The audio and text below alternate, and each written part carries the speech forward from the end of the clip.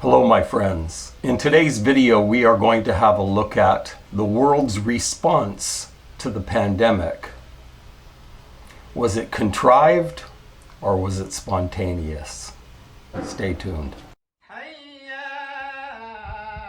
When you coming home, Daddy? I love you.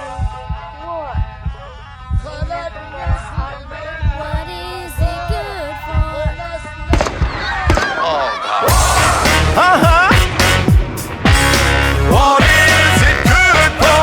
Absolutely. Sing it to me. Whoa. Whoa, whoa, whoa, whoa. I have a question. Why did the protected need to be protected from the unprotected? Why, when it became really clear and really obvious that the fully vaccinated and fully boosted could still catch, spread, and die from the virus, why then were the unvaccinated still prohibited from entering restaurants, planes, trains, theaters, shopping malls, etc., etc., etc.?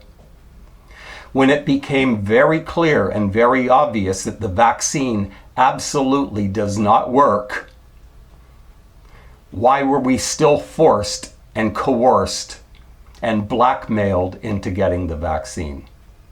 Could it be that the vaccine was working perfectly, but just had a different purpose than the one which was told to us? It most certainly did not protect you from contracting COVID-19. You know why? No concoction that is administered into your deltoid is ever going to stop an airborne virus from entering through your airway passages, meaning your nose and your mouth. No injection into your deltoid is going to stop an airborne virus that enters through your airway passages from attacking the lung cell. COVID-19 did not attack the blood cells, it attacked the lung cell. Therefore, no shot is going to do anything to stop that. If I know this, there are many people who would know this, yet we were still forced, coerced, and blackmailed into getting this shot. Why?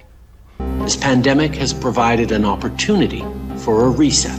This is our chance to accelerate our pre-pandemic efforts to reimagine economic systems that actually address global challenges like extreme poverty, inequality, and climate change.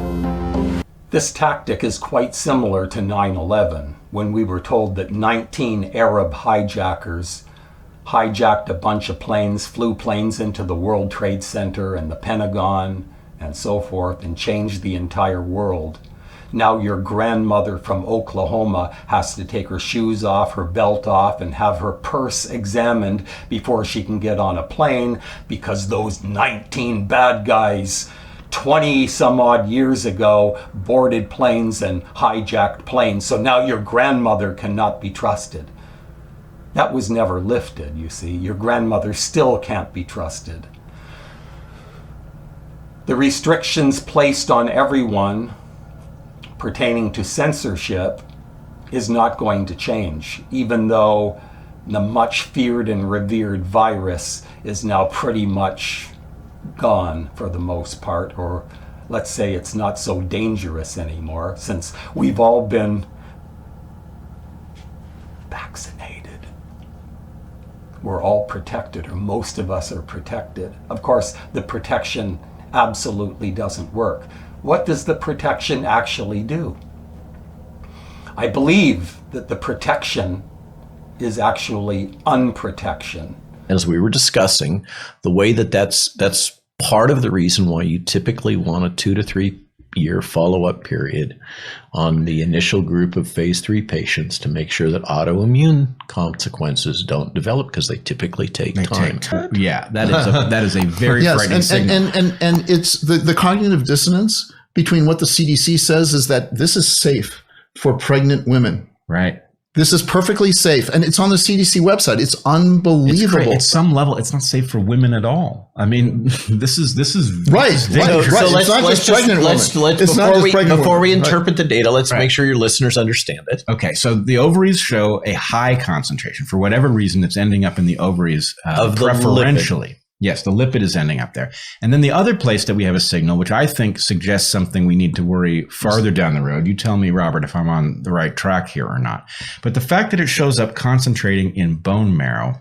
Bad news. Actually, that suggests that you could end up with, I'm not saying this is going to happen, but I'm saying we need to look for something like leukemias showing up here because of their creation in bone marrow.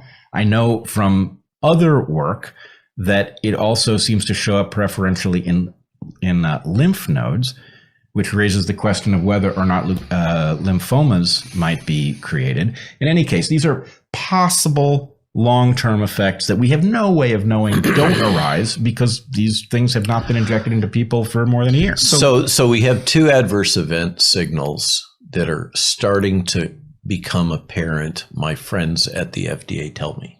Okay. That are relevant to what you're saying.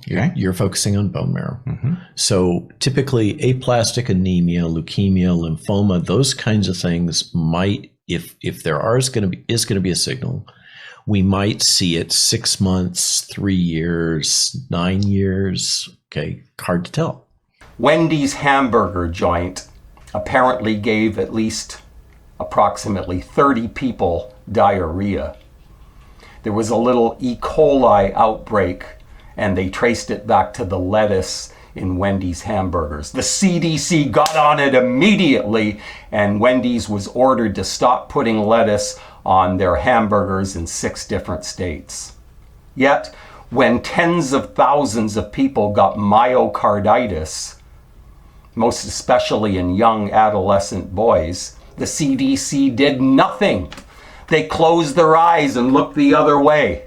They didn't want to hear about it, and if you mentioned it, that was misinformation, and your comment or whatever you posted would be removed because you were distributing and disseminating misinformation, even if your own son was suffering from myocarditis right after getting his useless shot. Why is that? In 2007, the WHO began partnering with vaccine manufacturers as well as the Bill and Melinda Gates Foundation. And in 2009, Margaret Chan declared the H1N1 influenza virus a pandemic and fast-tracked vaccines as the ultimate solution to world health. The WHO came under international scrutiny for making vaccine manufacturers rich while falsely inflating public fear of viral outbreaks. It appeared as if the WHO was taking orders from Big Pharma and the Gates Foundation. In 2007, as the health minister of Ethiopia, Tedros Adhanom was accused of covering up 3 separate cholera epidemics. A week later, he was made director of the World Health Organization. Has anybody ever wondered who created political correctness? Well, I would contend that it is the same people, or the same group of people, I should say, who are behind the teleprompter. Have a great day.